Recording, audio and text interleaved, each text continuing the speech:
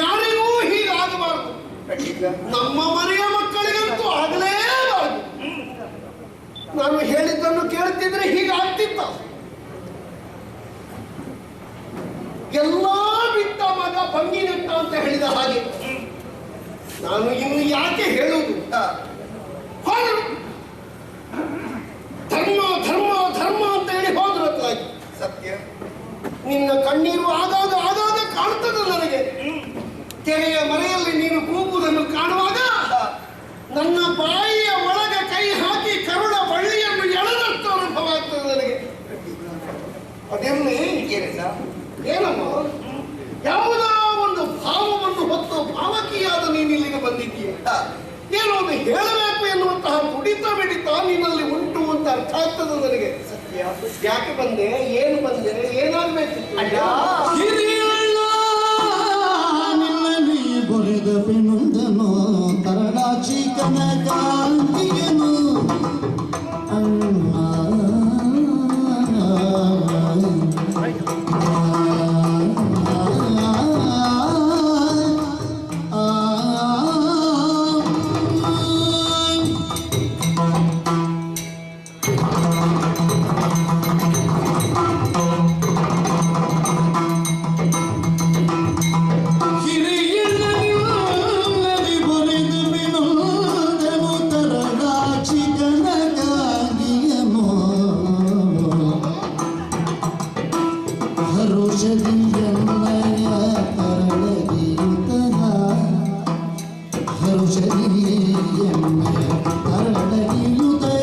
ಸುಖಕರ ಮಾಡುವ ಪಂಕ್ತಿ ಮಾಡು ಮಾಡು ಹಿರಿಯನಲ್ಲಿ ಒರಿದ ಬಿನುವುದನು ತರಲಾಕ್ಷಿ ಕನಕಾಗಿಯನು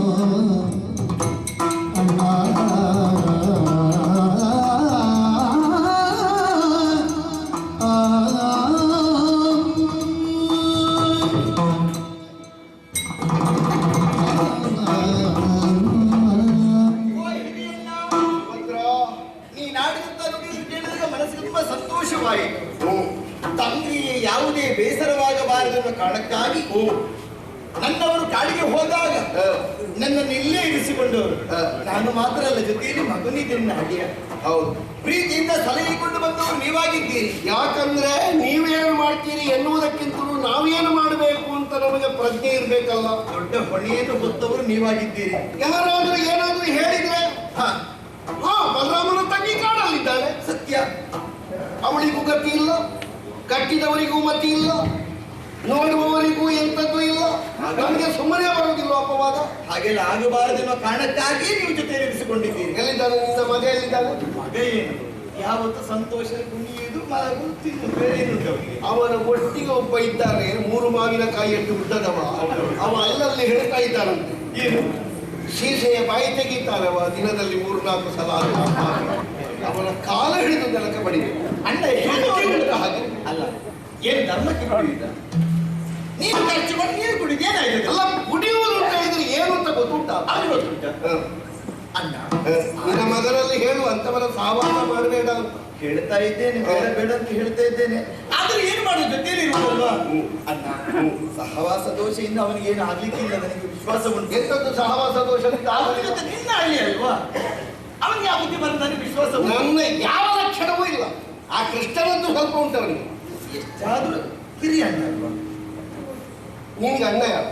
ನೀನು ದೊಡ್ಡ ಅಣ್ಣ. ನಿನಗೆ ಅಣ್ಣ ಯಾರು? ಅಣ್ಣ ನೀನು. ಮತ್ತೆಂತ? ಅಲ್ಲ, ನೀನು ನನ್ನ ತಾಯಿಯ ಮಗಳು. ಹೌದು. ನಿನ್ನನ್ನು ಹೆತ್ತದ್ದು ರೋಹಿಣಿ. ಅದು ನಮಗಿಬ್ಬರಿಗೂ ಒಬ್ಬಳೇ. ಖಂಡಿತ. ಆದ್ರೆ ಕೃಷ್ಣನ ತಾಯಿ ಬೇರೆ. ಆಯ್ತಾಯ್ತು, ಸಂಬಂಧದಲ್ಲಿ ಅಪ್ಪ ಒಂದೇ ಎನ್ನುವುದರಿಂದ ತಮ್ಮ. ಹೌದು. ಆದ್ರೂ ಕೂಡ ಪ್ರೀತಿಯಿಂದ ಕರೆಯುವುದು ಹಾಗೆ, ನಾನು ಅಣ್ಣ ಅಂತ ಕರೆಯುದಲ್ಲ ನಿಮ್ಮಿಬ್ಬರನ್ನು. ಅದರಲ್ಲಿ ತಪ್ಪಿಲ್ವಲ್ಲ? ಇಲ್ಲ. ಅಣ್ಣ ಏನು? ಬೇರೇನಲ್ಲ, ನಾ ಬರುವುದಕ್ಕೆ ಕಾರಣ ಬೇರೇನಲ್ಲ. ಬಟ್ಟೆ ತೊಳೆದು ಕೈ ಸೋಟೋಯ್ತಾ? ಅಯ್ಯೋ ಹಾಗಲ್ಲ, ತುಳಿಲಿಕ್ಕೆ ಜನ ಇವರಲ್ಲಿ ಬಿಡ್ತಾರೆ ನಮ್ಮನ್ನು ಯಾರಾದ್ರೂ.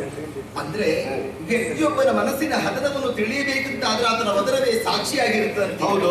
ನನ್ನ ಮುಖವನ್ನು ಕಂಡಂತ ನೀನು ಏನೋ ಒಂದು ಆಸೆ ಇಟ್ಟುಕೊಂಡು ಬಂದಿದ್ದು ನಿನ್ಗೆ ಅರ್ಥವಾಯಿತು. ಅದೇನು ನಿನ್ನನ್ನು ನೋಡುದು ಹೊತ್ತಲ್ಲ? ಅಲ್ಲ, ನಾ ಹೇಳಿದ್ರೆ ನೀನು ನೆರವೇರಿಸಿಕೊಡ್ತೀಯ? ಹಾಗೆಲ್ಲ ಅನುಮಾನ ಇರಬಾರ್ದು. ಅನುಮಾನ ಇದ್ದದ್ದನ್ನು ಕೇಳಬಾರ್ದು. ನನಗೆ ವಿಶ್ವಾಸ ಉಂಟು ನೀನು ಹಾಗೆ ಮಾಡ್ಲಿಕ್ಕಿಲ್ಲ ಅಂತ ಹೇಳಿ. ವಿಶ್ವಾಸ ಇದ್ರೆ ಮತ್ತೆ ಯಾಕೆ ಕೇಳೋದು? ನೀನು ನೆರವೇರಿಸಿ ಕೊಡ್ತೀಯಾ?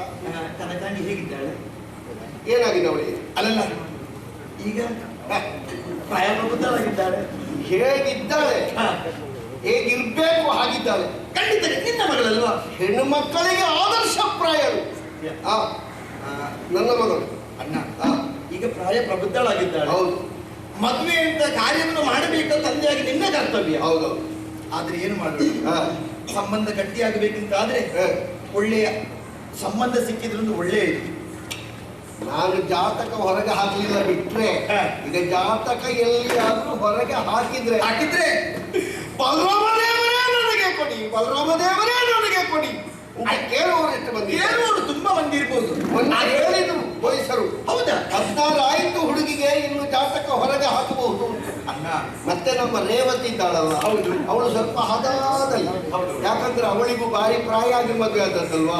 ಮಗಳಿಗೆ ಇಷ್ಟು ಬೇಗ ಬೇಡ ಅಂತ ಹೇಳಿದ್ರು. ಅಲ್ಲ, ಎಲ್ಲಾದ್ರೂ ಕಳುಹಿಸಿಕೊಟ್ರೆ ಮನಸ್ಸಿಗೆ ಬೇಸರವಾದ ಕಾರಣಕ್ಕಾಗಿ ಅದಕ್ಕೆ ಹೇಳಲಿಕ್ಕಿಲ್ಲ. ಆದ್ರೆ ನಾನು ಆಲೋಚನೆ ಮಾಡಿದ್ದೇನೆ, ಏನು ನಮ್ಮ ಸಂಬಂಧ ಗಟ್ಟಿಯಾಗಿರ್ಬೇಕಂತಾದ್ರೆ ಕೆರೆಯ ನೀರನ್ನು ಕೆರೆಗೆ ಚೆಲ್ಲುವುದು. ಅದರಲ್ಲಿ ಒಂದು ವಿಷಯ, ಕೆರೆಗೆ ಚೆಲ್ಲು. ಹೌದು. ಅಂದ್ರೆ ನಿನ್ನ ಮಗಳ ಅಂತ ಕನಕಾಂಗಿ ನನ್ನ ಮಗ ಇದ್ದಲ್ಲ ಅಭಿಮನ್ಯು ಕುಮಾರ, ಅವನಿಗೆ ಮದುವೆ ಮಾಡಿ ಕೊಡ್ತೀಯ.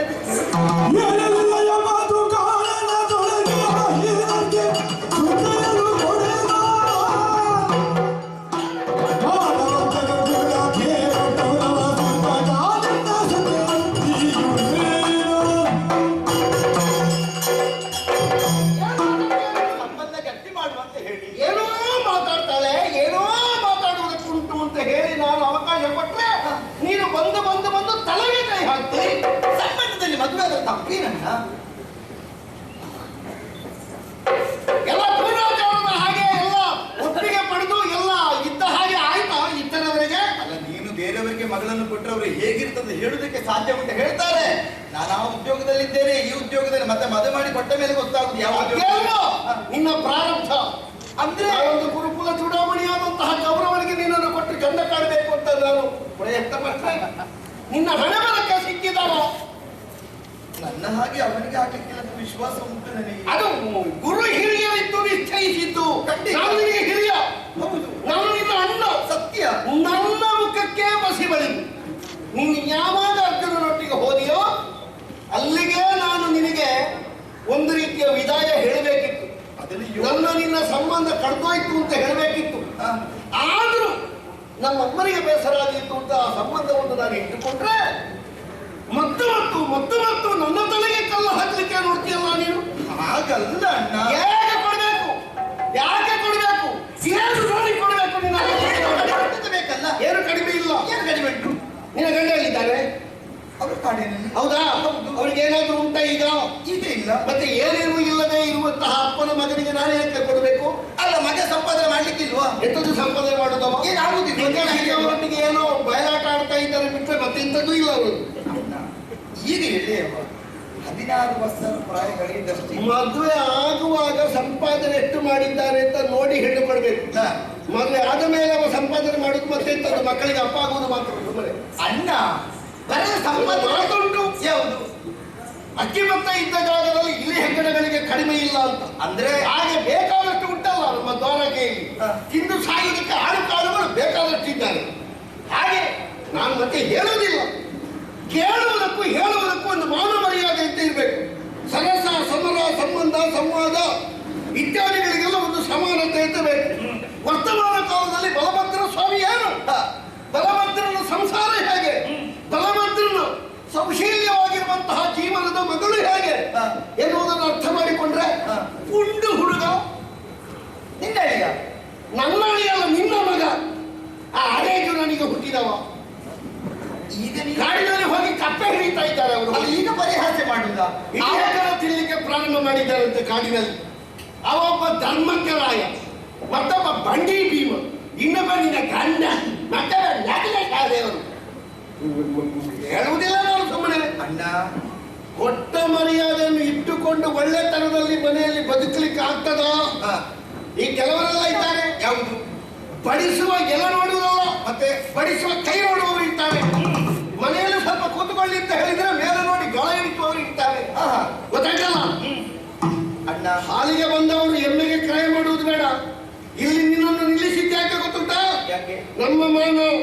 ನಮ್ಮ ಮರ್ಯಾದೆ. ನೀನು ಹೋಗಿ ಕಾಡಿನಲ್ಲಿ ಅಲ್ಲಿ ಹೊರಟಾಡ್ತಾ ಇದ್ರೆ ಲೋಕದಲ್ಲಿ ಬಲಭದ್ರನ ಯೋಗ್ಯತೆಗೆ ಮಾನ ಕಟ್ತಾರೆ ಬೇರೆಯವರು. ಅದಕ್ಕೆ ನಿನ್ನನ್ನು ನಿಲ್ಲಿಸಿದ್ದು. ಸಾಲುಗೆ ಕೊಟ್ರೆ ಮತ್ತೆ ಹೇಳೋದಿಲ್ಲ ನಾನು. ಎಂತದ್ದು ಮುಗಿಯೋದು ಇನ್ನು ಉಂಟೆ ಕಾಡಿನಲ್ಲಿ ಇರುವುದೇನು ಸಹಜ. ಅದೇನು ಯೋಗ ಅಂತ ಹೇಳುದು ಮತ್ತೇನು ಹೇಳುದು? ಯೋಗ ಸತ್ಯ ಹೇಳ್ಬೇಕಾ? ಒಂದಲ್ಲ ಒಂದು ದಿವಸ ಕಾಡಿನಿಂದ ನಾಡಿಗೆ ಬಂದು ಅವರು ಏನಂತ ತೋರಿಸಿಕೊಡ್ತಾರೆ. ಮತ್ತೆ ನಿನ್ನ ಅಳಿಯನ ಬಗ್ಗೆ ನೀನು ಅಷ್ಟು ದಾಸಾರ ಭಾವದಿಂದ ಏನು ಕಡಿಮೆಟ್ಟವರಲ್ಲಿ ಎಂತದುಂಟವರಲ್ಲಿ ಅಲ್ಲಿ ನಿನಗೆ ಎಂತದ್ದು ಬೇಕು? ಹೆಣ್ಣು ಹೆತ್ತಂತ ಅಪ್ಪನಾದ ನಾನು ಕೇಳ್ತೇನೆ. ಎಷ್ಟು ಜಾಗ ಉಂಟು ಅವನಿಗೆ? ಜಾಗ ಬೇಕಾ? ಯಾವ ಊರಿನ ಸಲ ಮಗ ಅವ? ಇನ್ನು ಜಾಗ ಇದ್ರೆ ಮಾತ್ರ ಹೇಳು. ಆ ಜಾಗ ಇದ್ರೆ ಮಾತ್ರ ಕೊಡುದಿಲ್ಲ. ಇನ್ನು ಜಾಗಕ್ಕೆ ಬರೆಯದು ಕೊಡುದಿಲ್ವಾ? ಹಾಗಿದ್ರೆ ಎಂತ ಜಾಗ? ನಿನ್ನ ಅಳಿಯ ಅಲ್ವಾ? ಯಾವ ಅಳಿಯ? ಏನಿಲ್ವಲ್ಲ ಮತ್ತೊಂದು ಜಾಗ ಯಾಕೆ? ಅಂತದ್ದು ಸುಮಾರು ಉಂಟು. ನನಗೆ ಅಳಿಯಂದಿರು ಲೆಕ್ಕ ಮಾಡಿದ್ರೆ, ಅಣ್ಣ ಸಂಬಂಧದಲ್ಲಿ ಲೆಕ್ಕ ಮಾಡಿದ್ರೆ ಸ್ವರೆಲ್ಲ ಏರಿಸಲು ಬೇಡ. ಸುಮ್ಮನೆ ನೋಡುವ ನಿನ್ ತಂಗಿ ನಾನು ನೆನಪಿಟ್ಟಿದ್ದ. ನಿನಗೂ ಹಾಗೆ ಎಂತದ್ದು? ಇಲ್ಲಿ ಏನೆಲ್ಲ ಉಂಟು ಅಂತ ಗೊತ್ತುಂಟಲ್ಲ. ಗಂಟು ಮುಟ್ಟ ಕಟ್ಲಿಕ್ಕೆ ನನ್ನ ಮಗಳನ್ನು ಮದುವೆ ಆದ್ರೆ ಚಂದ ಆಗ್ತದಲ್ಲ. ಅಯ್ಯೋ ನಿಮ್ಮ ಗಂಟು ಮಟ್ಟ ತಿನ್ನುವುದಕ್ಕೆ ನಾನು ಕೊಟ್ರೆ, ನನ್ನ ಮಗಳನ್ನು ಕೊಟ್ರೆ ನಿನ್ನ ಮಗನ ಹೆಂಡತಿ ನನ್ನ ಮಗಳಾದ್ರೆ ನಾಳೆ ನಿನ್ನ ಭಾವ ಇದ್ದಾನಲ್ಲ, ಹೌದು, ಅವ ಧರ್ಮರಾಯ, ಹೌದು, ಆಡ್ಲಿಕ್ಕೆ ಇಲ್ಲಿಂದ ಕೇಳಿ ಆ ವಸ್ತಿನ ಹಾಗೆ ಇನ್ನು ಆಗ್ಲಿಕ್ಕಿಲ್ಲ. ಅದೆಲ್ಲ ಬೇಡ ನಿಮ್ಮ ಏನು ಜೂಜ ಆಡ್ಲಿಕ್ಕೆ ಸರಿಯಾಗಿ ಹೇಳ್ತೇನೆ. ಸತ್ಯ ಹೇಳ್ಬೇಕಾ? ಸತ್ಯ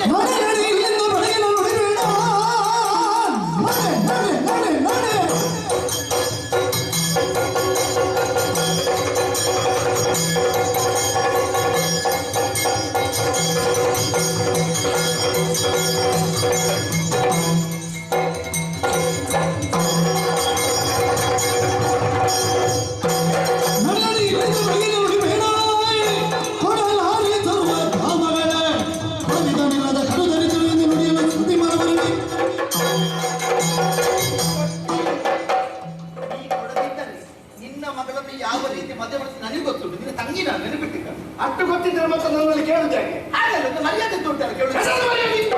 ಮಾನ ಬಿಟ್ಟವಳು, ಮರ್ಯಾದೆ ಕೆಟ್ಟವಳು. ನಿನ್ನ ತಂಗಿ ನಿಶ್ಚಯ ಮಾಡ್ಲಿಕ್ಕೆ ನಾನು ಇಬ್ಬರ ಕಳಿಸಿದ್ದೇನೆ. ನನ್ನ ಮುಖಕ್ಕೆ ಮೊಸೆ ಬೆಳೆದವಳು, ಯಾರ್ಯಾರೊಟ್ಟಿಗೆ ಓಡಿ ಹೋದವಳು. ಮತ್ತೆ ನೀನು ಭಾವ ಅವ ಸತ್ತ ಭಾವ ಸತ್ತ ಹೇಳುದು ಬೇಡ. ನೀವು ಬೈಯುದು ಬೇಡ. ಮೊದಲೇ ಹೇಳ್ತೇನೆ.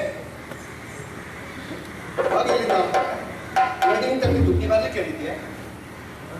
ಮತ್ತೆ ನೀನು ನೀನು ಹೇಳಿದ್ರೆ ಬಂದದ್ದ? ಹಾಗಾದ್ರೆ ಹೋಗು. ನಾನು ಹೋಗ್ತೇನೆ. ನನ್ನ ವಿಷಯ ನೀನು ಯಾಕೆ ಹೇಳು? ನನ್ನ ಮಗಳನ್ನು ಕೇಳಬೇಡ. ಕೊಡೋದಿಲ್ಲ ನೋಡು. ನಿನ್ನ ಮಗಳು ಯಾರಿಗೆ ಬೇಕು? ಬೇಡ. ನನ್ನ ಮಗಳನ್ನು ಕೊಡ್ತೇನೆ. ನಿನ್ನ ಮಗನಿಗಲ್ಲ, ಗೊತ್ತುಂಟು. ನನ್ನ ಮಗನಿಗಲ್ಲ. ಕೊಡುದು ಕೌರವನ ಮಗನಿಗೆ. ಲಕ್ಷಣವಾಗಿದ್ದಾರೆ ಹುಡುಗ, ಲಕ್ಷಣ ಕುಮಾರನಿಗೆ. ನನಗೆ ಗೊತ್ತಾಯ್ತು. ನಿನಗೆ ಸಂಬಂಧ ಸಿಕ್ಕುವುದೇ ಹೀಗೆ. ಸರಿ, ನಾನು ಅವತ್ತು ಮಾಡಿದ ತಪ್ಪಿಗೆ ಪ್ರಾಯಶ್ಚಿತ್ತ ಮಾಡಿಕೊಳ್ಳುದು. ಹೌದು, ಪ್ರಯತ್ನ ಮಾಡಿಕೊಂಡು ನಿನ್ನನ್ನು ಮದುವೆ ಆಗಲಿಕ್ಕೆ ತಿಪ್ಪಣಿ ತಕೊಂಡು ಬಂದು ಕರುಳನ್ನು ಇಟ್ಟು ಉದ್ದ ಮಾಡಿ ಕೇಳಿದ. ಸ್ವಾಮಿ ಗುರುಗಳೇ, ಹೀಗಾಯ್ತವ. ನಿನ್ನನ್ನು ಪ್ರಾಯಶ್ಚಿತ್ತಕ್ಕಾಗಿ ಅವನ ಮಗನಾದಂತಹ ಲಕ್ಷಣ ಕುಮಾರನಿಗೆ ನನ್ನ ಮಗಳಾದಂತಹ ಕನಕಾಂಗಿಯನ್ನು ಕೊಟ್ಟು ಮದುವೆ ಮಾಡಿ ಈ ಸಲ ಒಂದು ಕನ್ಯಾಪಿತೃವಿನ ಹೊಣೆಗಾರಿಕೆಯಿಂದ ಜಾರಿಸಿಕೊಳ್ಬೇಕು ಅಂತ ಇದನ್ನು ಯಾರು ಹೇಳಿದ್ರು? ಮುಖಕ್ಕೆ ಮಸಗಳು ಕೊಡುದು ನೀನು ನೆನಪಿಟ್ಟಿಕ. ನೋಡುವ. ಎಂತದ್ದು ಎಂತದ್ದು ನೋಡುವ? ಎಂತದ್ದು ನೋಡುವ? ದೊಡ್ಡ ಜನ ಮಾಡುದು. ನಿನ್ನ ತಂಗಿ ಮಗಳು ಹೌದನ್ನು ಗೊತ್ತುಂಟು. ಯಾರಿಗೂ ಕೊಡಬೇಕು ಅಂತ ನನ್ನ ಹಕ್ಕದು. ನಿನ್ನ ಮಗಳಂತ ಕನಕಾಂಗಿಯನ್ನು ನನ್ನ ಮಗನಂತ ಅಭಿಮನ್ಯುಗೆ ನಾನು ಮದುವೆ ಮಾಡಿಸದೆ ನಿನ್ನ ತಂಗಿ ಸುಭದ್ರ. ನನ್ನ ತಂಗಿ ಸುಭದ್ರ ಆಗೋದೇ ಬೇಡ. ಕೃಷ್ಣನ ತಂಗಿ ನಾನು ಸುಭದ್ರ. ನಿನ್ನನ್ನು ಕೃಷ್ಣನನ್ನು ಒಟ್ಟಿಗೆ ಕಟ್ಟಿ ಕಾರಾಗೃಹದಲ್ಲಿದ್ದೇನೆ ಮಧುರ. ಈ ಸಲ ನನ್ನ ಮಗಳಿಗೆ ತಂಗಿಯಾದದ್ದರಿಂದ ಅವನಿಗೂ ತಂಗಿ ನೀನು ಎನ್ನುವುದು ಆ ಕಾಲಕ್ಕೊಂದು ಸತ್ಯಾಗಿ ಹೋಯ್ತು. ಈಗ ನಾನೇ ಹೌದಾ? ಹೌದಾ? ನನ್ನ ಮಗಳಿಗೆ ಅಪ್ಪ ಇದರಲ್ಲಿ ಪಾಲಿಲ್ಲ. ಹೌದಾ? ತಂಗಿ ಎನ್ನುವುದರಲ್ಲಿ ನಮಗಿಬ್ಬರಿಗೂ ಪಾಲಿತ್ತು. ಇರ್ಲಿ. ಹಾಗೆ ನಾನು ಕಂಡಿರುವ ಗಂಡನ್ನು ಮದುವೆಯಾಗದೆ ನೀನು ಇಷ್ಟ ಬಂದವರ ಜೊತೆಗೆ ಓಡಿ ಹೋದೆ. ಸುಟ್ಟು ಕೊಟ್ಟವರನ್ನು ಮರೆತು ಮುದ್ದು ಕೊಡುವವರೊಟ್ಟಿಗೆ ಓಡಿ ಹೋಗಿ ನಿನ್ನಲ್ಲಿ ಮಾತಾಡಿದ ತಪ್ಪು ನನಗೆ ಗೊತ್ತುಂಟು. ನಿನ್ನ ಬುದ್ಧಿ ನೀನು ಬಿಡ್ಲಿಕ್ಕೆ ಉಂಟು. ತಪ್ಪ ಯಾವ ನನ್ನ ಮಗನೊಟ್ಟಿಗೆ ನೀನು ಹೇಳಿಸುವುದು ನಿನ್ನ ಬುದ್ಧಿ ಅದೇ. ನೀನು ಹೇಳಿಸುವುದು. ನಾನು ಕುಡಿಯುತ್ತೇನೆ, ನನ್ನ ಮಗಳು ಯಾಕೆ ನಿನಗೆ? ನಾನು ಕುಡಿಯುತ್ತೇನೆ, ನನ್ನ ಮಗಳು ಯಾಕೆ ನಿನಗೆ? ಕುಡಿದ ಕಣ್ಣ ಕೇಳುದು. ನೀವೊಂದು ಮರ್ಯಾದೆಯವರಲ್ವಾ? ಹೌದು.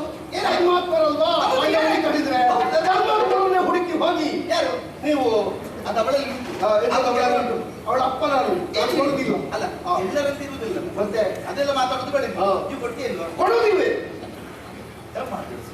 ನಾವೆಲ್ಲ ಒಂದೇ ಅಲ್ವಣ್ಣ. ಎಂತದೊಂದೇ ನಿನ್ನ ತಂಗಿ ಅಲ್ವ ನಾನು? ಭೂಷಣವಳ್ಳಿ ಯಾರು?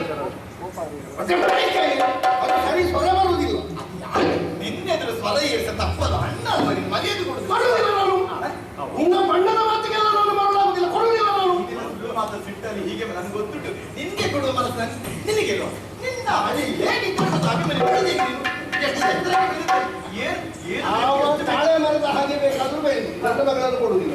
ಮೂರು ಮಾತಿಗೂ ಮೂರಲ್ಲ 9 ಮಾತಿಗೂ ಕೊಡುವುದಿಲ್ಲ. ಮೂರು ಮಾತಿಗೂ 9 ಮಾತಿಗೂ ಕೊಡುವುದಿಲ್ಲ ಅಂತ ಹೇಳಿ ಈ ಕೊಡದೆ ಹೋದ್ರೆ ಹೇಗಾದ್ರೂ ಮಾಡಿ ಮದುವೆಯನ್ನು ಮಾಡಿಸಿದ ನಾನು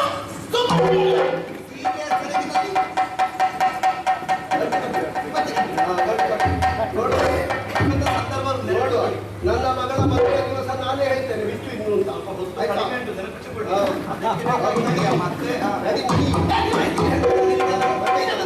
ನೀನು ಬಂದದ್ದು ಯಾಕೆ ಮತ್ತೆ? ನಾನು ನನ್ನ ಮಗಳನ್ನು ಕೊಡ್ತೇನೆ ಬಿಡ್ತೇನೆ. ನನ್ನ ಮಗಳು ಅವಳು. ನೀನು ಯಾಕೆ ಕೇಳಲಿಕ್ಕೆ? ನನ್ನ ಮಗನ ವಿಷಯ ನಾನು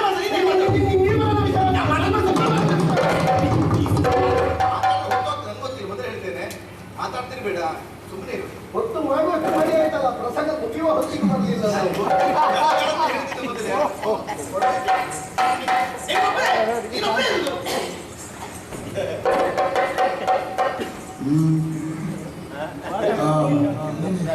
ನಿಮಗೆಲ್ಲ ನನ್ನ ಮರ್ಯಾದೆ ಹೋಗುವುದೇ ನೋಡ್ಲಿಕ್ಕೆ ನನ್ನ ಆಗುವುದಿಲ್ಲ. ಆವತ್ತು ಆ ಪ್ರಸಂಗದಲ್ಲಿ ನೀವು ಮಾಡಿದ ಹಾಗೆ ಹೂ ಅಂತ ಹೇಳಿ ಈ ಪ್ರಸಂಗದಲ್ಲಿ ನೋಡುವ ಮದುವೆ ಆಗ್ತದ ಇಲ್ವ ಅಂತ.